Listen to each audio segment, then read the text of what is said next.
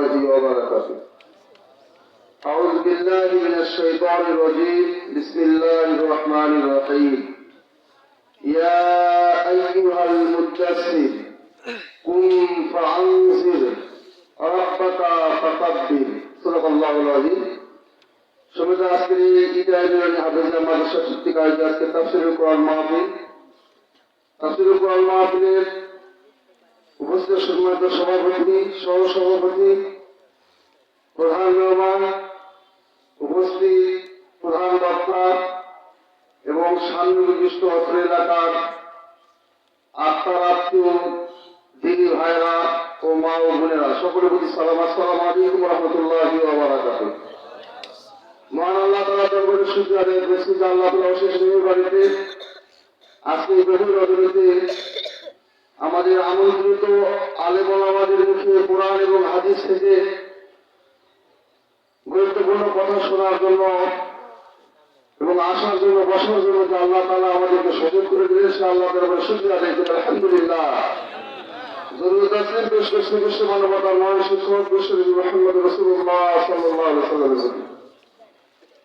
পবিত্র কোরআনুল কারীমের সূরা আল মুদাসসির ৭৪ নম্বর সূরা ৩টি আয়াত আপনাদের সামনে তেলাওয়াত করেছি। কিন্তু প্রধান বক্তা উপস্থিত, সংক্ষিপ্ত কথা। আল্লাহ তাআলা রাসূলকে বলেছিলেন, ইয়া আইয়ুহাল মুদাসসির, রাসূলকে বলেছিলেন, হে কম্বল মণ্ডিত ব্যক্তি, কুম ফাআনজির, উঠো এবং প্রচার করো, রব্বাকা ফাকাব্বির, আল্লাহ শ্রেষ্ঠত্বের কথা, বড়ত্বের কথা। সেখান থেকে আমাদের শিক্ষণীয় হলো, আর মাথা নত করে বসে থাকার সুযোগ নাই।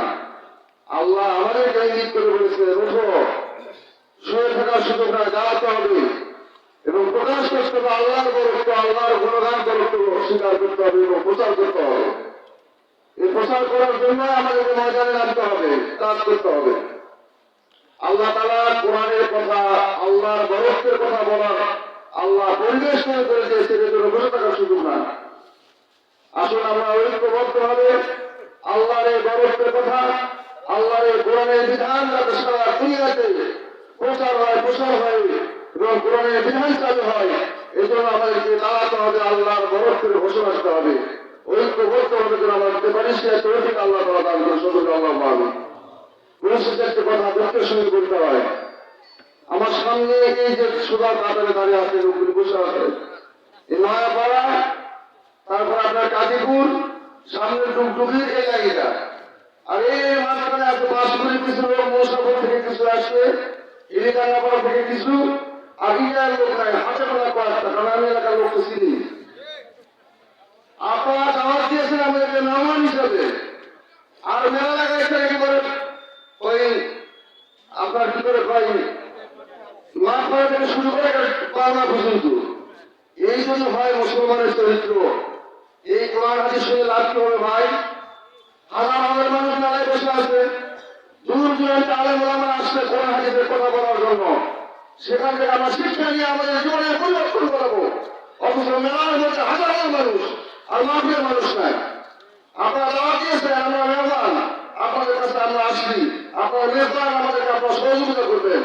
তারা করে আত্মীয় স্বজন নিয়ে আর মেলা পাড়ার লোক ভর্তি। আমি অনুরোধ করবো, আমরা মুসলমান, আমাদের মরতে হবে। আজকে রাতে শুভ, কালকে সকাল হবে না, কোনো কারণে বলার শক্তি নাই। অনুরোধ করে বলতে চাই, যারা মেলা পাড়ারে ঘোরাফেরা করতেছেন, শয়তানের দোকান করে ঘোরাফেরা করতেছেন, আল্লাহর দলে আসেন, কোরআনের কথা শোনেন, এই কোরআনের মজলিসে আসে বসেন। কত অনুরোধ করে আমি আহ্বান করে বলতে চাই, আপনারা মেহরবানি করে প্রধান বক্তা আসলে আপনারা স্থানীয় নিচে বসে পড়ুন, কোরআন হাদিসের মূল্যবান কথা শুনুন, নিজের জীবনের